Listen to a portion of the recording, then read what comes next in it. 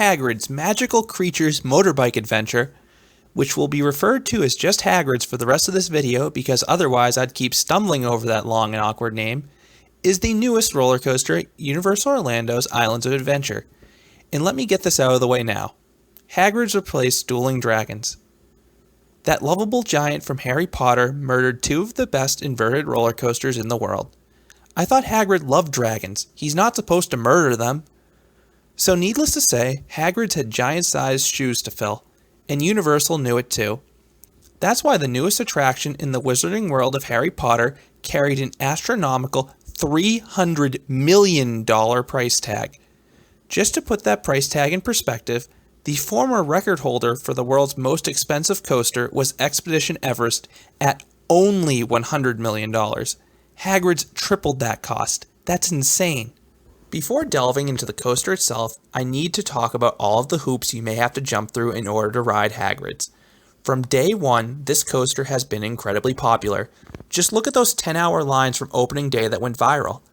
But it has also been highly unreliable. I have visited Islands of Adventure twice since Hagrid's opened. Both times, the coaster failed to open with the park.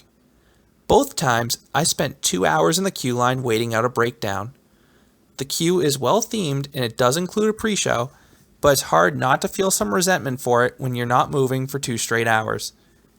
Both times, they ended up evacuating the queue line. Now, I was given special express passes valid for Hagrid's each time, so in the end, my time wasn't for naught. I have noticed that they have improved Hagrid's operations since the ride opened 8 months ago. Originally, Universal would close Hagrid's by 3 p.m. Now, they at least keep Hagrid's open until closing, but it's still not uncommon for it to have a breakdown or two throughout the day. It is an Intamin after all. Thankfully, the coaster is worth all of the hassle it takes to get on it. One other item I want to note is that the coaster has a single rider line, but I do not recommend it for several reasons. 1, it doesn't start until you're pretty deep into the queue. 2, the single rider line is usually pretty backed up anyway by the time you reach it. 3, you're almost guaranteed to get the sidecar, and you definitely want to be on the motorbike for this one. Just like in Harry Potter, the motorbike is adjoined by a sidecar, and the 2 seats give much different riding experiences. The sidecar feels like your traditional roller coaster seat. The motorbike is one of the things that makes Hagrid's unique. It's far more exposed, and more importantly, it's elevated. You really feel like you're riding a motorbike, and the higher center of gravity really accentuates the turns. The main portion of this review will include spoilers, so I'll give a high-level overview of Hagrid's before giving a play-by-play. Hagrid's is one of the best all-around roller coasters in the world. With each subsequent ride, I love it more and more. The seating position combined with the 7 launches, tight turns, onboard audio, animatronics, and a few surprises combined to create a magical experience.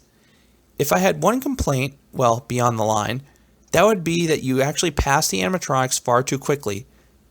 The animatronics look great, but you really only get 1 or 2 seconds to see them before you launch off somewhere else.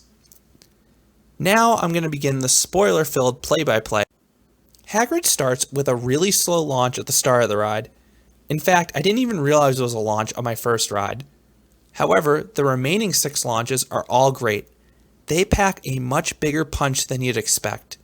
The acceleration is quite abrupt on all these launches. Even on some of the launches in the middle that really are more like speed boosts, you still feel that kick. The second launch blasts you through ruins and over a speed hill that gives a little bit of airtime. If you're lucky, you'll even duel another vehicle briefly at this point. I'm glad Universal decided to keep the dueling alive in one form at least. You then hit the brake run and enter into Hagrid's hut. There, you are greeted by an awesome-looking Hagrid animatronic and a blast-ended Scroot. What is a blast-ended Scroot, you ask? The best way to describe it is a farting scorpion. And before you ask, yes, it does fart on you at this point in the ride. You then roll into Launch 3, which is even punchier than the prior launch, and ascend into the ruins. The ascent is pretty gradual, but it does give a pinch of airtime at the top. But the pullout is much more aggressive.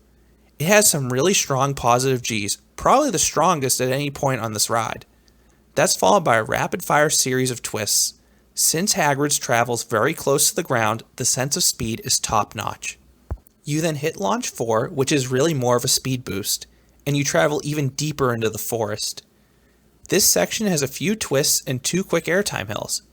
You then hit yet another brake run and blow past Fluffy. And when I say blow past, I mean it. You maybe have a second to see Fluffy if you're lucky. At this point, none of the remaining coaster is visible off-ride, and it will soon make sense because this is where Universal added the unique and surprise elements. After you round a corner, you hit yet another launch. You blast through a mist-filled tunnel and ascend a vertical spike.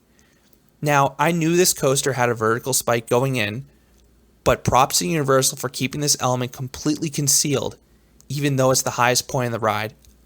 I did not see it coming at this point in the ride.